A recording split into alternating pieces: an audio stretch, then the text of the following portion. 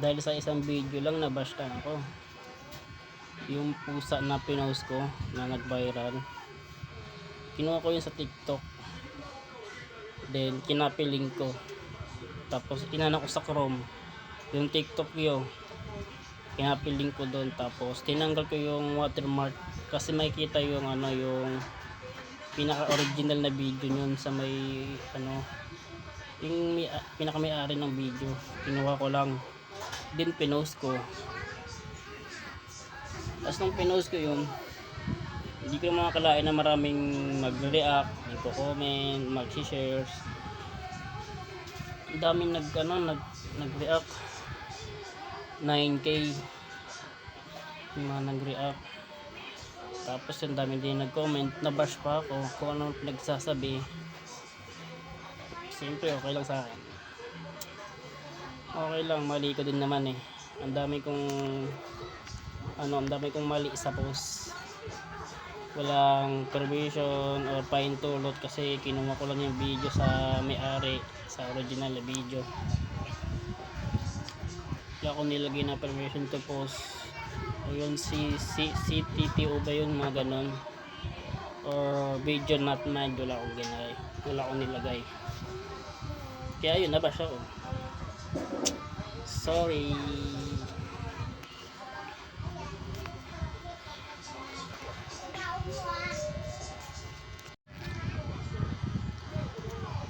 Dahil sa isang video lang nabash na ako.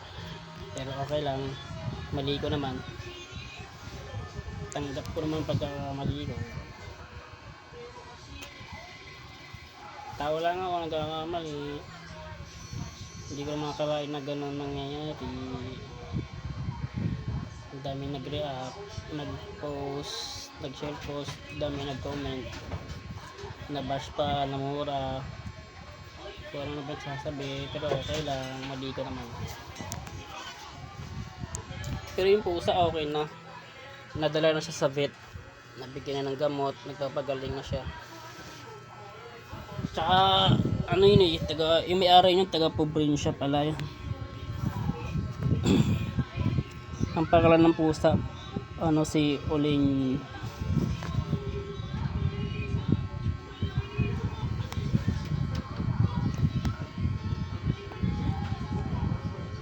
Kaya yung mga galit sa akin dyan, sorry po. Kasi ginawa ko yung video na walang paintulot, walang permission. Sorry kung ninakaw ko lang yung video. Hindi ko naman pinost para sa content lang o sa views. Pinost ko yun, syempre naawa ko eh.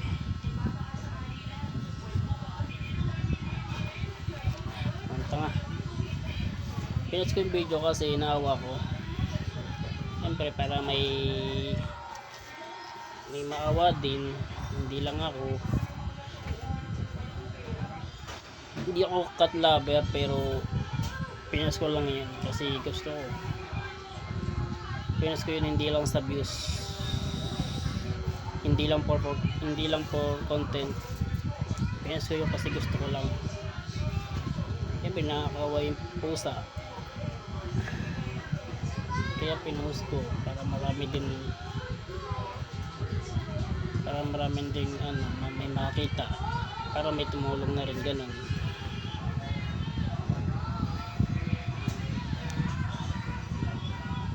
Kaya sa may mga galit sa akin dyan, sorry, tao lang, nagkakamali.